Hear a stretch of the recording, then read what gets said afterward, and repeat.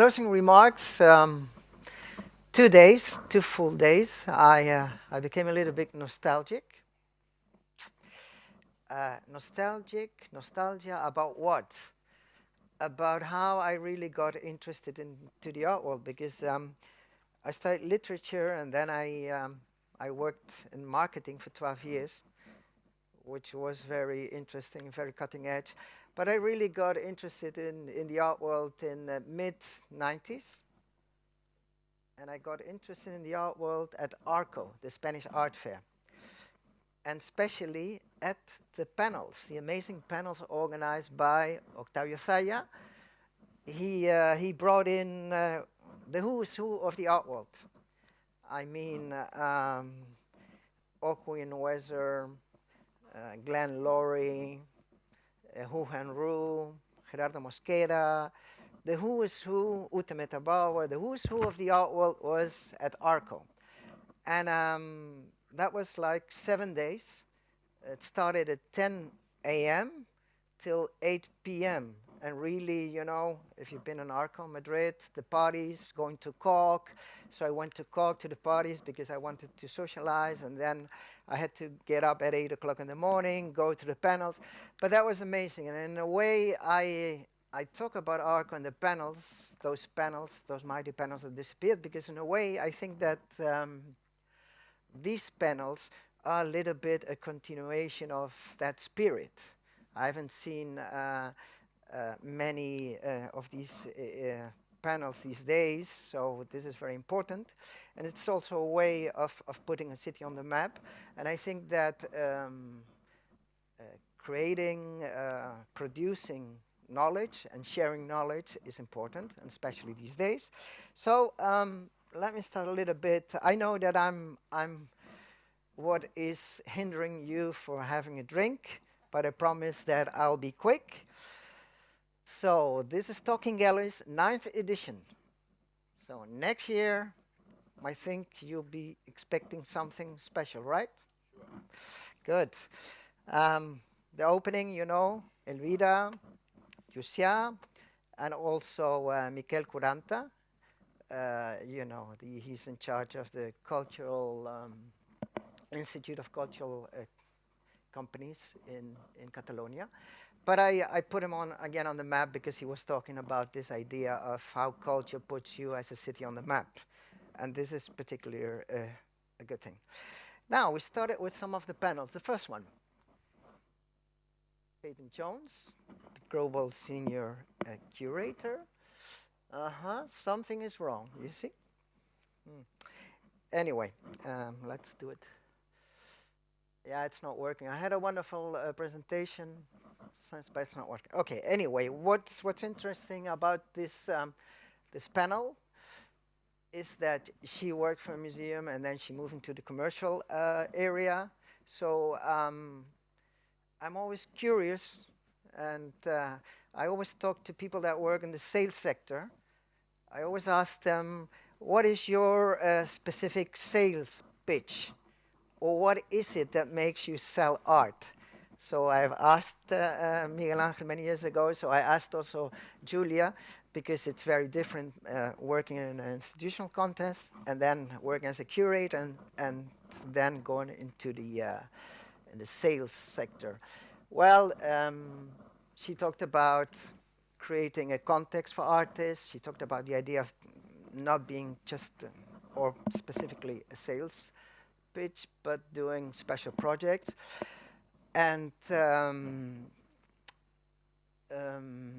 she was asked about gender balance. So that was the thing. And she answered, I've seen progress, but I'm cautious about progress. And then she also reminded us of context being very relevant in the art world.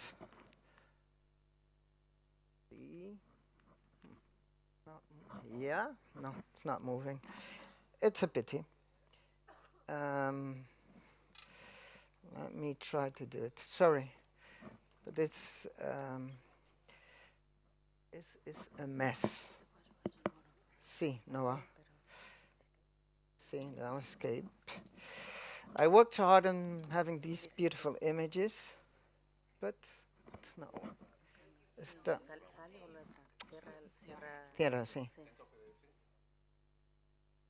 A ver. Nah, it's, okay. Yo lo voy a hacer normal. A ver, vision. Let's see if it works this time. No, it's not working. Anyway, then no images for you.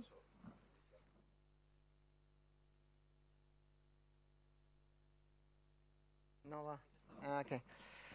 Oops. Vamos a hacer la típica. Hazla normal, ya.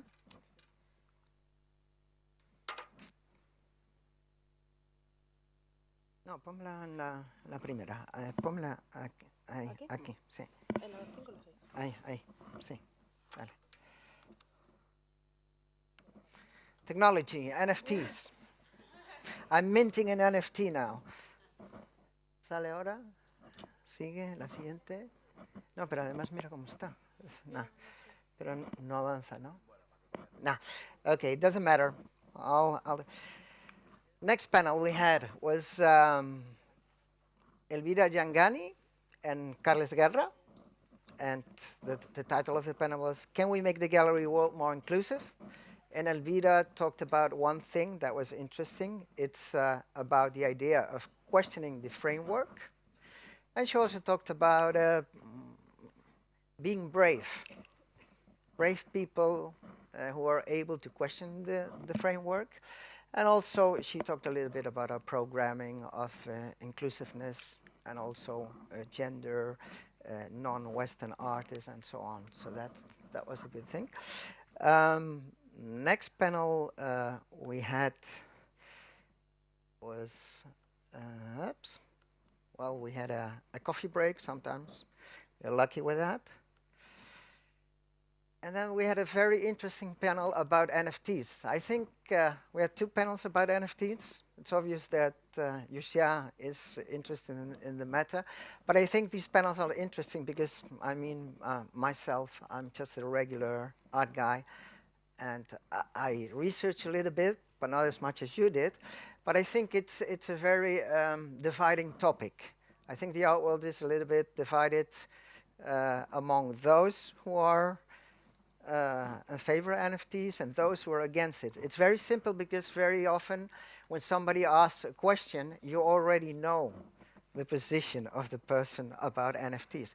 Yet it is very interesting and very exciting because as some of the members of the panel, for example, Paul Welder, who was the moderator of the panel, NFTs, now what? He said, NFTs are here to stay.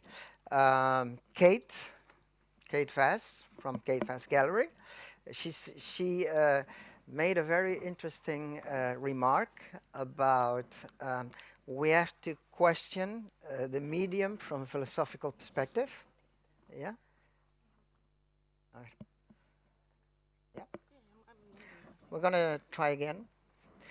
Then Andres Resinger, the artist, it was very interesting because he said, well, it's just a medium. It's just, you know, we need to develop it. And I think that NFTs, of course, it's very easy to trash and to bash NFTs because that's what I used to do.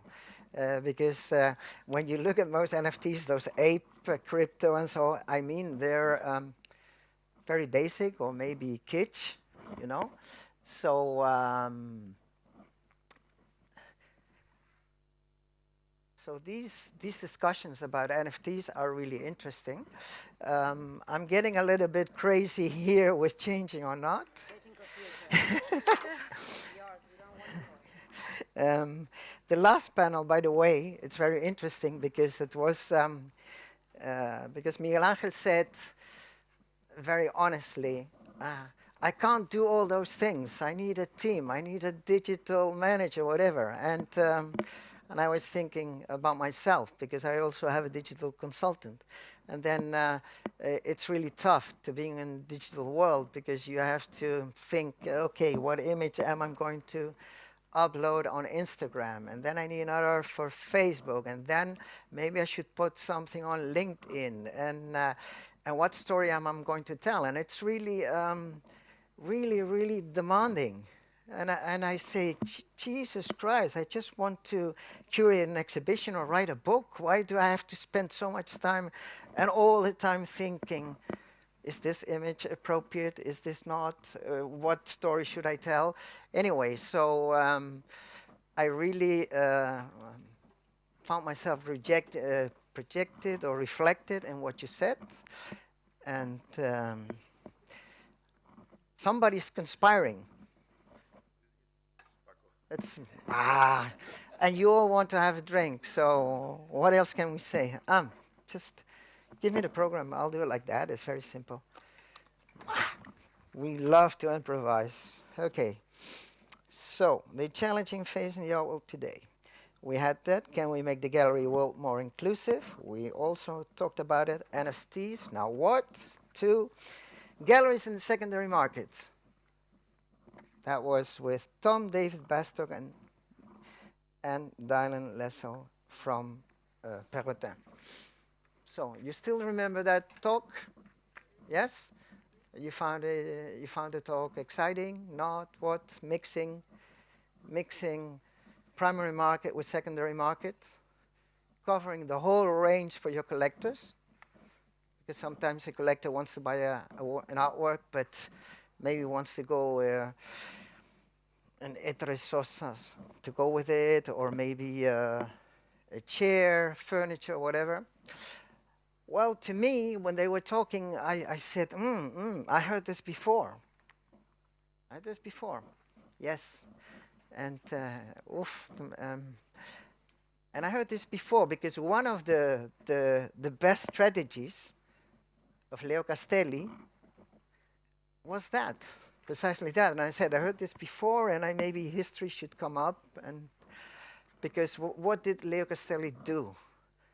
He started curating. He didn't have his own space, end of the 50s. So he started to curate exhibitions for Sidney Yanis.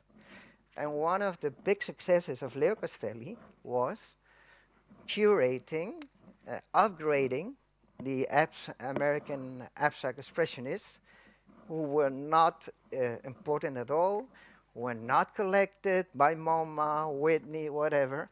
And he started to upgrade them by mixing them with the European avant-garde, with Paul Klee, Picasso, Mondrian, and so on. So in a way, mixing primary market with secondary, that was the Leo Castelli thing. So then we got See It in Venice, Buy It in Basel. Oh, I do remember that panel, because I moderated that panel.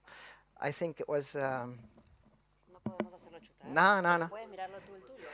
Claro, está bien. Okay. Tú el tuyo, sí.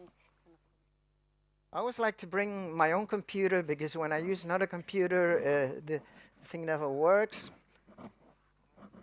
Yeah, okay, doesn't matter. Forget it, sorry for the images. I improvise, okay. See It in Venice, Buy It in Basel. Right. Looks amazing. Look how hard I worked. Don't touch it. Okay, él lo mueve. Sí. Okay.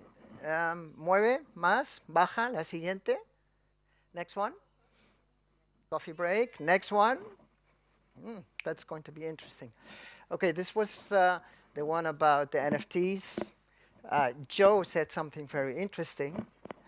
Stay here. Quédate. Oh, the disco.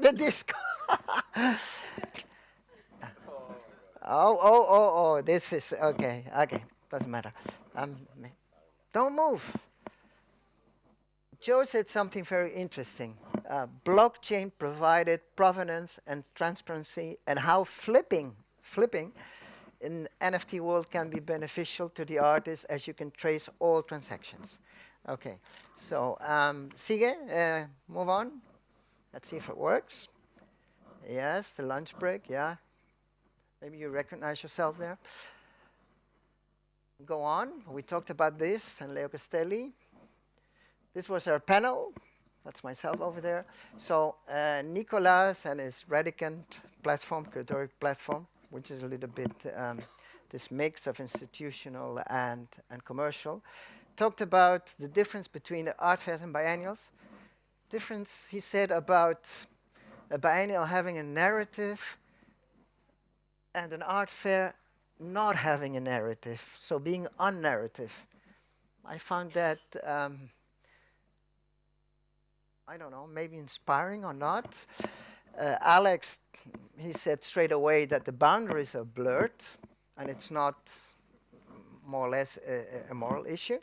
And Alan, as a former curator, she was talking about mid-sized galleries and the dealer work as a curator. And I insisted in trying to show that art fairs and galleries look more and more alike. I'm sorry. One-minded. I think they look more and more alike. If you want to know more, you can read my book. Can we continue? La próxima, please. Wow, this is amazing. See, look, Alain, is he around? No, he's not around. Naughty boy. Well, no. Back. Regresa, déjame la imagen. Alain, he wants our attention, it seems.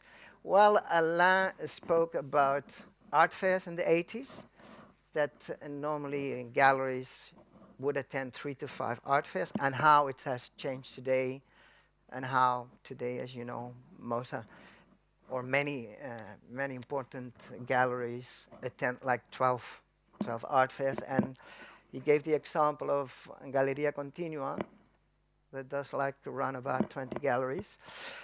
And then he also spoke about the relevance of space and territory. I found that interesting because he said artists want to exhibit their work and collectors want to meet in person. So this is how we have to understand all those mega galleries opening those big spaces and competing, you know, stealing their artists one from the other, so it's good. And also he talked about the relevance of the right city and the right location. Now, on the image, on the right, I think, puede seguir, but I think that he's telling us, he's pointing the way to Paris. Maybe, I don't know. Puede seguir la próxima, next one, please. Oh yeah, we also had a guided tour by the curator Isabel Whitelag. The exhibition yesterday at Cynthia Marcel, A Conjunction of Factors at MARPA. La siguiente, next one. And tomorrow we had another NFT panel. Art's New Digital Vanguard, where are we and where things are going? I can tell you that I have no idea. So don't ask me. Anyway, Andrew started with the NFTs arts as the new digital vanguard, and of course how the people sale changed the game. Now, when you talked about the people sale, I was thinking it's a little bit like the you know, Damien Hirst sale, the skull sale. No, it was also some kind of, I don't know, manufactured sale. And later we found out that it was bought in. So anyway, but it was spectacular, and the people sale too. Ilaria talked about that the art world is ready for buying anything. So this was reminding me when I, many years ago, bought a paper of Walter de Maria installation. Not true, joke, but anyway. And Jerome, he said, we need shock. Now, this reminded me the 1973 Pinochet coup in Chile, because that's where shock really came about with the advent of neoliberalism, which was put into practice. Anyway, we need shock, but shock, the art world sometimes doesn't like to change very much, so it's a little bit complicated. Can you put the next slide, la siguiente? Yeah, okay. Then, this was an interesting panel. I don't know, I think that some people of you here in the audience, we might meet in Paris Plus, in Paris, so it seems something going on in Paris. Guillaume said, Paris, a sleeping beauty, and it was not exciting enough, and he signaled 2017 as a year or a moment of change. Jisoo talked about the pandemic and how the pandemic changed everything. And Farah asked if the role of Brexit was important in this new competition between Paris and France.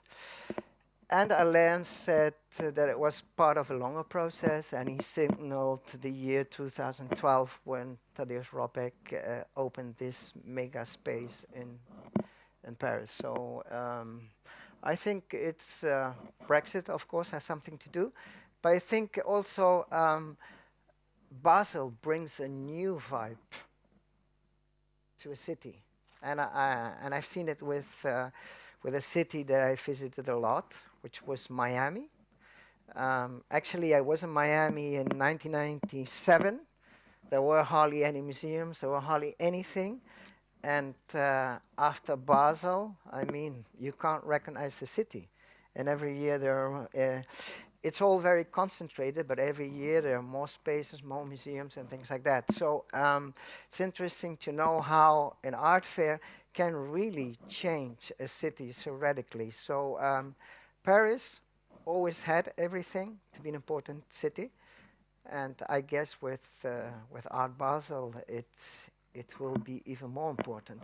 Yes, next slide, please. Well, Karine, she made a very wonderful presentation with lots of data. I love it, so I just copied some of that, and I thought this one was very exciting, the art world and digital commerce.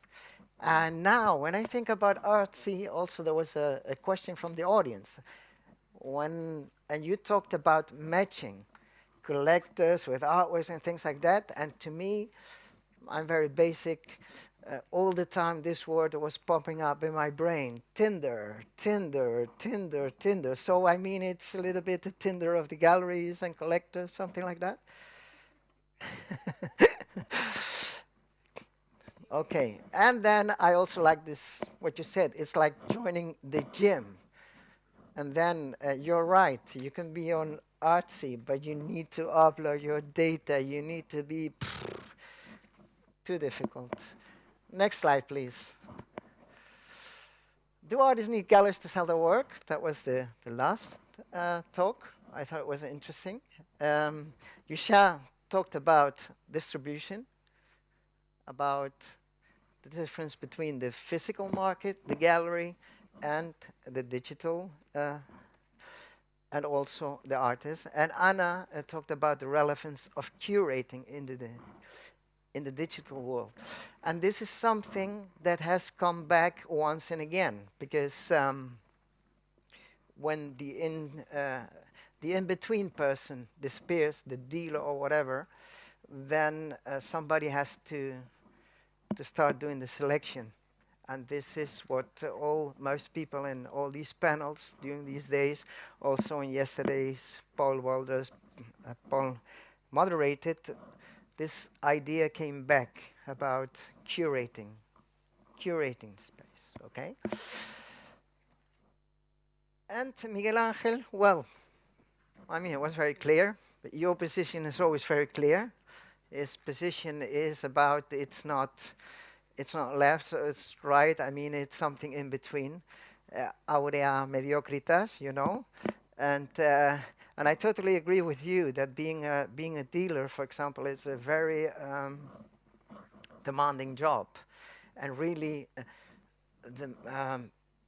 the important, relevant, successful galleries, they have a whole team behind. They have even their pays, whatever. They have the digital directors. They have, you know, Gagosian spend like 50 million in the digital platform, whatever. So I mean, it's really demanding. So what can a small gallery do to compete on that level, you know? So, but anyway, if it makes you happy, we all have to deal with this digital environment. So, and it's very competitive. So, I would round up. What's the time? I'm running 25. Wow, amazing. Next slide, please. Look at this. 10-year anniversary. 10 editions. Gold. Next slide, please. So I'm sure next year, if you come back, you will have special treatment. No, you have to go back. Anyway, there's one word that I would say was present once and again in all the panels. So I'm accepting ideas from the audience. What would that word be? What is the word that summarizes all these panels?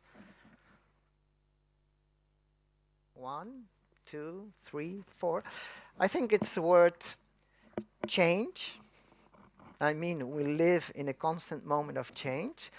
And also, I like to play with words like Duchamp. So if you write the word challenge, and then you put some of the words in brackets, so you get challenge and change. And this is what, this is the world we're living in right now for everyone, for dealers, collectors, art critics, curators, museum directors. So challenge and change and challenge. And with this, I finished this, I put an end to this wonderful 2 days talks that allowed us to show and share and produce knowledge. And I think that's important. Thank you very much.